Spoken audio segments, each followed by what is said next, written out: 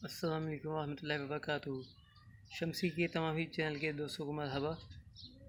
बात ये है कि ज़िंदगी के अंदर आपको सोच बदलना चाहिए। ज़िंदगी के अंदर हर तरह की मुसीबतें परेशानियाँ आएंगी और हर तरह के मामला आते हैं। आपको अपनी सोच बदलना चाहिए, ज़िंदगी का तरीक़ा ही बदल जाएगा। एक बहुत अच्छी कहावत याद आई मेरे को, तो मैं सोचा आप लोगों से शेयर करूं। एक कमार मिट्टी से चिल्लम बना रहा था। उसने देखा उसकी बीवी ने, वो कहने लगी कि क्या बना रहे हो?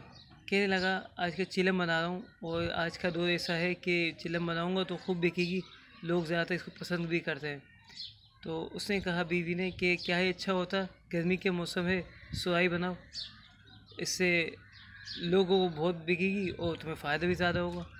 उसने कहा हाँ बात तो सही कहती हो।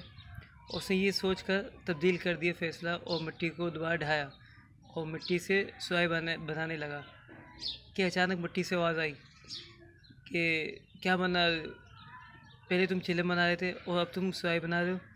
कहने लगा हाँ मैंने सोच बदल ली है, अब मैं सुराही बनाऊँगा। तो कहने लगी मिट्टी कि तूने तो मेरी ज़िंदगी ही बदल दी, तूने सोच क्या बदली? पहले तू चिल्लम बनाता तो लोग इस खुद भी जलाते और मैं भी जलती और लोगों को भी जलाती।